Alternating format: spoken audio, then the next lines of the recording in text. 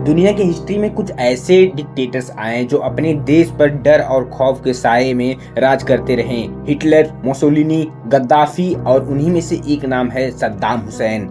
एक गरीब खेत मजदूर का बेटा जो अपने बचपन में स्कूल तक जाने के लिए 10 किलोमीटर पैदल चलता था, वो इराक का प्रेसिडेंट बना। लेकिन जिसके राज उतना ही तेज था, उसका फाल भी उतना ही खतरनाक हुआ। आज हम आपको बताएंगे सद्दाम हुसैन की कहानी। एक इंसान कैसे दुनिया की हेडलाइंस बना और फिर दुनिया के सामने ही अपमानित होकर खत्म हो गया। 1937 तिकरित के एक छोटे से गांव में सद्दाम हुसैन का जन्म हुआ। पिता की मौत बचपन में ही हो गई। माँ मेंटली अनस्टेबल थी। सद्दाम की परवरिश गरीबी, वायलेंस और तन्हाई में हुई। एक छोटा बच्चा जो स्कूल जाने से पहले ही समझ गया कि इस दुनिया में रिस्पेक्ट सिर्फ पावर वालों को मिलता है।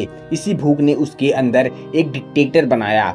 1950 में सद्दाम बगदाद आया और बाथ पार्टी ज्वाइन की, एक ऐसी पॉलिटिकल मूवमेंट जो अरब यूनिटी और सोशलिज्म पर बेस्ड थी। 1959 में सद्दाम ने इराक के पीएम अब्द अल करीम कासिम पर एक असैसिनेशन अटेम्प्ट किया। गोली चली लेकिन कासिम बच गया।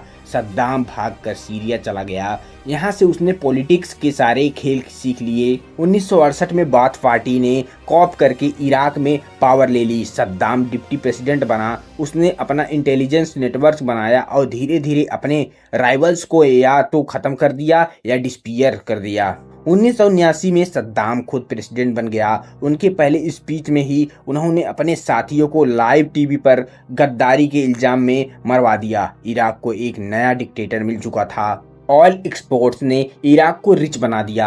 सद्दाम ने स्कूल्स, हॉस्पिटल, हाईवेज बनवाए, लेकिन साथ ही उनका राज एक खौफ का राज बन गया। 1980 में सद्दाम ने इराक पर अटैक कर दिया। 8 साल तक ईरान और इराक वार चली और लाखों लोग मारे गए। इकोनॉमी टूट गई, लेकिन सद्दाम ने अपना कुर्सी बचाई। 1988 में सद्दाम ने अपने ही कुर्दिश नागरिक पर केमिकल बॉम्ब्स गिरा दिए और हजारों लोग पल भर में मर गए।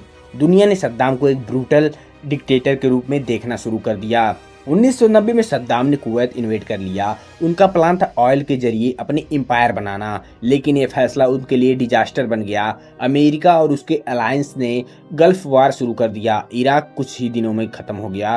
फिर इराक पर यूएन का प्रतिबंध लगा। देश गरीबी और भूख और बीमारी से बदहाल था। सद्दाम की कुर्सी बची रही, लेकिन आवाम बर्बाद हो गई।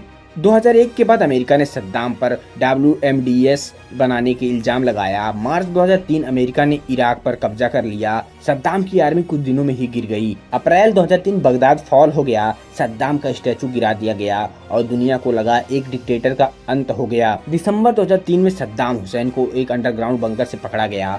ट्रायल हुआ। Genocide, human rights violence, mass killing के केसेस। 30 दिसंबर 2006 को सद्दाम हुसैन को फांसी दे दी गई। जो आदमी अपने आप को अरब हीरो समझता था, वो दुनिया के सामने अपमानित होकर खत्म हो गया। सद्दाम हुसैन एक ऐसा लीडर जो एक वक्त पर अरब वर्ल्ड का हीरो कहलाया, लेकिन उनकी खुद की एम्बिशंस, वार्स और ब्रूटेलिटी ने उनको उनकी ही कुर्सी से गिरा दिया।